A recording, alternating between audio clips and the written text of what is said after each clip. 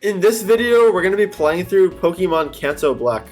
This is a ROM hack of Fire Red, which essentially changes all the Pokemon to only be ones from Gen 5. However, the normal progression of the game stays the same. For example, you fight the same typed gym leaders, you still fight Giovanni and Team Rocket, and so on.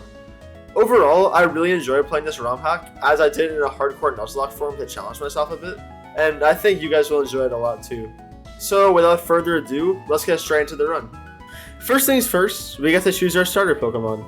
I've always liked Snivy a lot more than the other Gen 5 picks, so I'm just going to choose it as I normally do. Snivy is a pretty good Pokemon, as Superior just has pretty good stats, especially in speed, and while it may be a bit weak, it still just gets really strong moves like Leaf Storm to make up for that. After this, we get our first encounter, being a Patrat. This is okay, as it's an early evolution that we can use for Misty, so I'm sure it can't be that bad.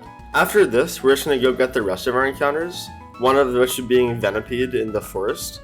Venipede is incredibly useful throughout the entire run, as Scolipede is just a fantastic Pokemon with a lot of different moves that are useful, like Toxic Spikes and so on. And with these encounters out of the way, we can now move straight into the Brock fight. I'm pretty confident for this fight, considering I have a lot of Pokemon here, and 2 grass types, but we'll see how it goes. He leads off with Tortuga, which surprisingly isn't weak to grass type moves, which means it must have some sort of type change in this game. Maybe Water Steel, I'm not really sure. However, a few Vine moves taken out nonetheless, and now in comes Arcan. I'm a bit scared of like a Pluck or something like that, so we're going to pivot out into our Zebra since it's an electric type, and I'm hoping we can just take very little damage. However, as you guys can see, Arcan is just such a strong Pokemon before we get into the Defeatist range, so it's doing a ton of damage. However, into Venipede, I'm hoping he has no fly type move since he hasn't revealed anything like that yet, as we go for a Pursuit, knocking him into Defeatist. This is really good, as it just weakens the Arcan a lot, and one more Pursuit is going to be enough to take it out, winning the fight against Brock. Next up, we go to Mount Moon, where on the way we catch a Purloin. This isn't too useful as well, however it's okay for Misty being a level 20 evolution. On top of this, we inside the Pokemon Center before Mount Moon catch a Basculin from the trainer who usually gives out Magikarps. At first I was pretty disappointed about this, however adaptability Basculin is actually not too bad for this point in the game, so I'll take it. Through Mount Moon, we also get to pick our Fossil, which is actually pretty interesting because Archeops is a pretty good Pokemon, so if I can get that later, that could be pretty useful, so I take the Plume Fossil. Finally, once we get out of Mount Moon, we get a final encounter for this part of the game, being a Ducklet. Swanna actually turns out to be a pretty useful Pokemon later, so this is a solid encounter for sure. Next up is the Cerulean City Rival fight, which I actually completely forgot about. However, this should be fine anyways. I'll lead off with some Headbutt with Basculin, taking no damage from his Pidove, which is pretty good. Next is a Pansage though, which I don't have the best answers to, so I go into my Venipede. Venipede doesn't know any bug type moves yet though, so Pursuit will have to work out. It does a lot of damage to him over time, however I got some pretty bad RNG paralysis on myself, so I'm going to have to switch out to be careful. Aqua Jet is enough to kill the Pansage now though, so sorry. I'm going to switch out again potentially versus the Timber into my Snivy, hoping that Leaf Tornado can get the job done. 2 actually does kill it though, which is good, as he brings in Tepig, his last Pokemon. I'm hoping I can just one-shot it with my Basculin as I do, winning the fight and taking out Gary. After capturing a few more Pokemon, we can finally move into the second gym leader of the fight, being the Ice-type leader, Misty. Misty leads off with a Cubchoo as I lead off with Dwebble, and collects Stealth Rocks. This is going to be really good for our other Ice-type in the back, Cryogonal. A few Rock teams get the job done versus Cubchoo, however I'm a bit scared of Cryogonal killing me now, so I'm going to switch out into my Liepard. But Liepard actually takes a ton of damage, so that's not really going to work. Hopefully Basculin can do better as I go into it as I click Sharpen twice, which is really good. This is because it just dies to a few more Headbutts and Aqua Jets, making for a pretty lackluster final fight, ending Misty's run. After spending some time in the Diglett Cave to catch ourselves a Drillbur, we can now move on to the SSN fight with our rival. He leads off with a Tranquil as we lead off with the Watchdog, getting a 2AK with return, which is a pretty solid start. We don't want to learn Slam though, it's probably the worst move in the entire game, honestly. We now send in our Basculin to fight his Pignite, as our adaptability boosted Aqua Jet does a ton of damage to him, easily making for a 2-hit KO. Next up, we're going to send in our Servine to fight his Tynamo, and now you can watch me get unbelievably unlucky, almost losing you to a 1v1, which is just fucking pathetic. However, we can revenge kill with Liepard, and now having to fight a Pansage, which dies to a few bites, winning the fight over Gary. Now they've beaten Adrian, we can rub an old man's back. That never makes sense to me. But with the boat leaving, we can finally move on to the next gym fight, being Lieutenant Surge. His Joltik goes down pretty easily to a few returns, as return actually one-shots his whistle, leaving just a strike left. We do half his health with return as well, but now we're kind of low, so we gotta switch out. Whirlipede can click Poison Tail though, doing pretty bad damage, however second one with the poison actually kills it, making for a surprisingly easy victory. With Surge down, we get a new encounter in Darumaka, which is one of the best Pokemon we got in the entire game, as you'll see throughout most of this run. Anyways, getting into Erica now, so he's off with Whimsicott as we live with Scolipede, whose matchup here is, as you'd expect, pretty goddamn good. We start off getting Charmed down, but then Venoshock it for an easy one-shot, as she brings in her Maractus. The Acupressure is cool and all, but it still dies 2 Venoshocks anyway, so it doesn't really matter that much. Venoshock also does half to Lilligant, which then heals up with a berry to put it just out of range of one more and then puts me to sleep. It's kind of annoying, but I feel like I have Fungus, so I'll be fine, which then takes so much health, so I'm like, wow, okay, I did not expect that. However, it's all good because I can just go into my Unfezant, click Quick Attack, and end this fight, getting another W for the team. With Erica beaten, it looks like it's time for our first Giovanni fight. We lead off with Darmanitan, a very strong Pokemon, easily knocking out his Pawniard in one hit with Fire Punch, sheer force boosted by the way. We can now take out his Boulder with our Leavanny with Giga Drain, it's a pretty strong move, and it's staying here to fight the Excadrill as well. However, after taking a crit defense drop, it's a bit iffy to stay in for a bit longer than this, so we're going to have to be a bit cautious here. Excadrill kind of destroys my entire team, unfortunately, so I'm going to go into my City Stage now. I can Giga Drain to get out of range of his next attack, barring crit, which is exactly what I'm going to do here, and then Metal Claw does so much. This looks like a bit of a roll though, so I'm going to go for it, and I do get the kill here, winning the fight. Next up is the Tower Rival fight, which I usually cut for being too easy, and this is no different here. I just figured I'd show it this time just to really prove how powerful Darmanitan is. It literally destroys all of his Pokemon by himself without even switching out. Dude, Sheer Force Darm with Fire Punch is just so goddamn strong, and you'll see that throughout the rest of the round. Well, after seeing that display of terrorism from Darmanitan, let's see another one. We lead with Darm, U-turn on his Crustle, predicting a Rock move to go into Fair Thorn, which is pretty okay. We know just Metal Claw a few times with Fair Thorn to take out the Crustle, making for an okay start, but the Spike is definitely going to be kind of annoying. We unfortunately are going to get predicted there by U-turning into Cavalier. However, we do have Darmanitan still to one-shot that thing, so that's pretty nice. I'm scared of anything like Water Shuriken though, so I'm going to go into my Amoonguss here as he clicks Bug Buzz. Getting off a Toxic on this thing is super nice though, but I am definitely that's a crit now, so I gotta be a bit careful. It's fine though, because I can just go into my Unfezant now, and even though I'm in a bit of an awkward position, Roost is super safe here, and he eventually dies to the Toxic damage, which is pretty nice for me. I tried to learn Swagger here, I don't really like this kind of moves, so we're not going to learn it. I got Toxic by his Garbodor now, as Fly does around half, which is pretty good damage. And now I can just go into Excadrill. Pain Split's annoying, but it's still not going to be out of range of Drill Run, leaving us in a position to kill it and beat Koga.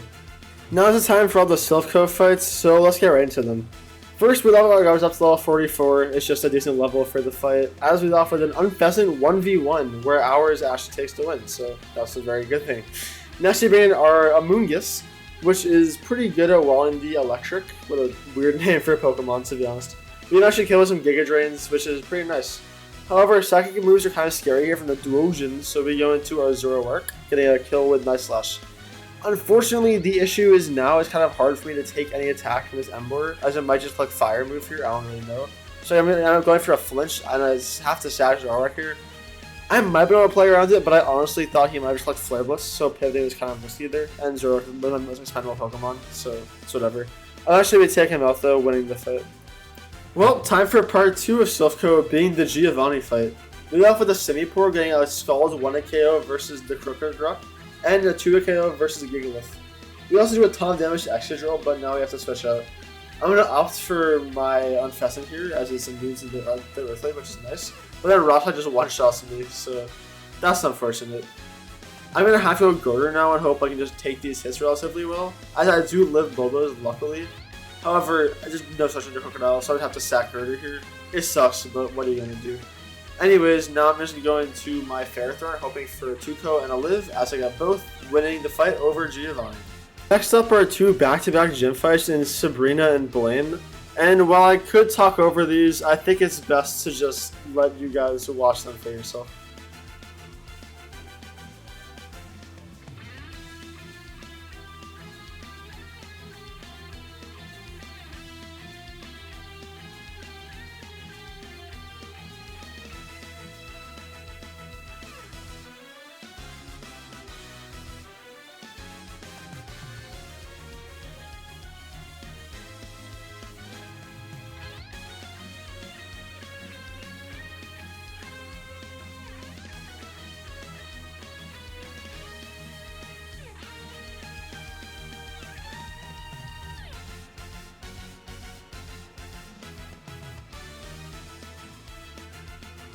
Yeah, remember when I said Darn was good before? Well, that's why.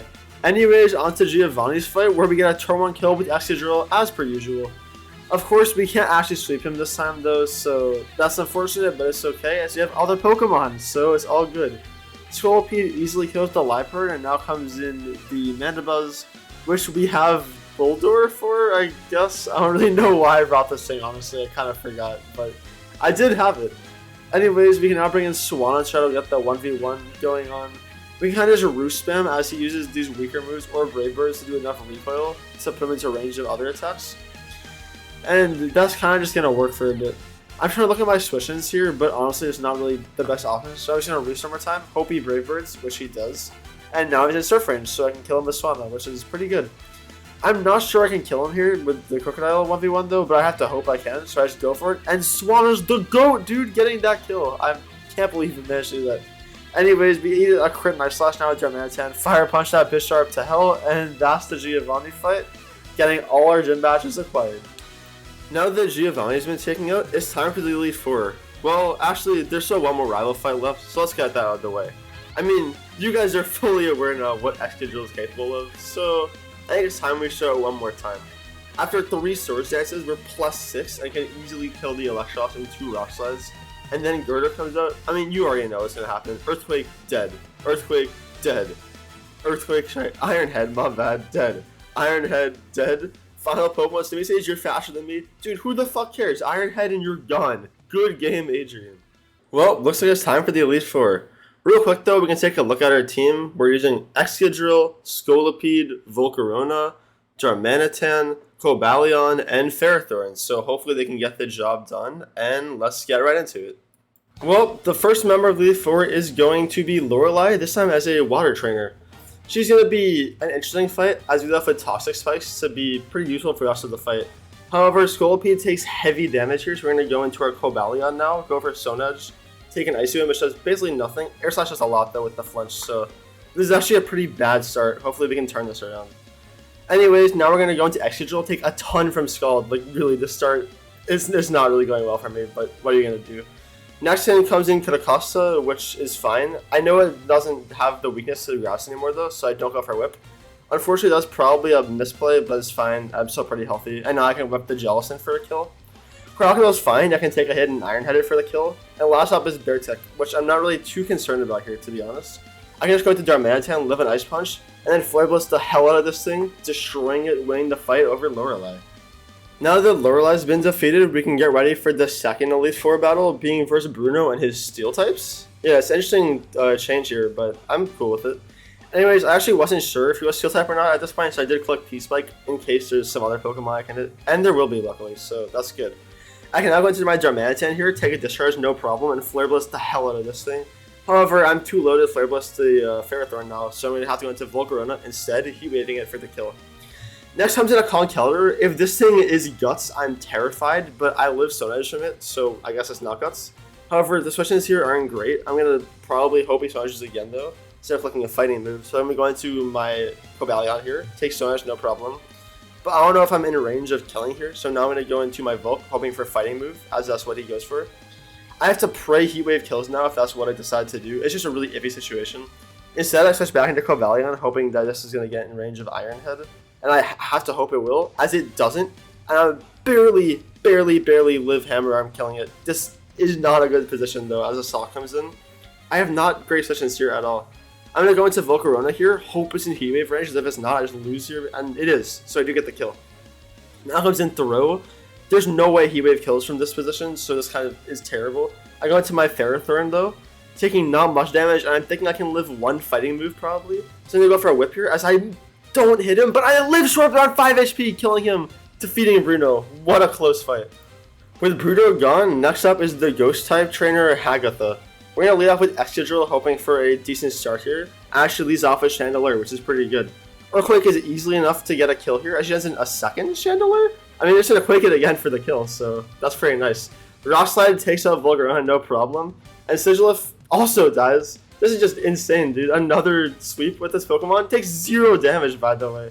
And that's Excadrill's final sweep of the game. Next up is a Lance, which I'm a bit scared of, to be honest, but we'll see how this goes. I mean, dragons are always scary, so it makes sense. There's definitely Electros, which is kind of scary, I guess. After Swords Dancing up a few times, though, and missing a Rock Slide, we do finally take him out, which is an okay start. We then tank a Surf purely from Hydreigon, killing it with Iron Head, and one-shot his Druddigon with Earthquake. I don't think I can outspeed Haxorus though, so I do, to ensure living with Excadrill, go into my Ferrothorn here. As we do kill the Haxorus after taking a ton of damage though. Last up is his Archeops, which if I can get into Defeatist, I'll know I'll be able to win. So I go into my Cobalion, tank a hit, get him to Defeatist, which makes him take no damage to me. And I kill him, being a very easy Lance fight, and getting us ready for the champion. Honestly, I'm pretty scared and concerned about how this fight is going to go, so let's just hope we can take out the champion and win this run. He leads off with Unpheasant, as we lead off with Excadrill. You have a nice Swords Dance turn 1, Rock Slide and Pheasant for the kill. I'm hoping for a clean sweep here, like in all the other fights, however, we get a miss with the Rock Slide, and get crit burned by Flamethrower. At this point, Excadrill is not really going to be useful anymore, so I sack it off, since that's all I can really do anymore. A Flare Blast from Darmanitan is really good here though, getting a double kill right off the bat on the Simisage and the Electros. Now we're going to have to U-turn out though, because Jellicent will destroy us, so we go into our Ferrothorn, power whipping it for the kill. Emboar comes in now, I have no switch in, I'm sorry Ferrothorn, like, you've done good. I actually risked the switch in here, it was such a blunder, that was just such a terrible play. Because now my positioning is terrible, I have no other Pokemon that can beat the Emboar basically. I'm going to pray I can do some damage here with Volcarona, so I Quiver Dance up once, realize I get 2 KO'd unfortunately, and Heat Wave does nothing, so now I'm just like, okay, did I just fucking lose if I sacked my Darmanitan like an idiot? I don't know. I go into my Scolipede here, hope Cross Poison kills, and I get a crit. I don't know if that mattered, but if it did, then that was so clutch. X-Scissor can't kill Renoflux as it kills my Pokemon unfortunately, so I'm now going to send out Cobalion with Iron Head, and that's the entire run as we beat our champion fight versus Adrian. So yeah. I think this is a pretty cool run. It's an interesting ROM hack, putting all the Gen 5 Pokemon in Fire Red. I think I liked it. It was a cool change of pace, and I really enjoyed the different Pokemon I got to use mainly. Especially, I think it's interesting that you get to fight the normal trainers and stuff from Gen 3. So, I mean, yeah, I would definitely recommend playing this run for you guys if you wanted to. There's also, like, some challenge mode stuff here. I just didn't really want to do that this time, but maybe I will in the future if I'm feeling up to it. I don't know. Yeah. If you enjoyed the video, feel free to like, comment, subscribe, all that good stuff. It would be very appreciated. And I'll be back with some more videos later. Except I'm going to probably not be able to for a few days because I'm doing some work like all day for the next few days. But after that, should be back with some more videos. So yeah, again, I hope you guys all enjoyed. And goodbye.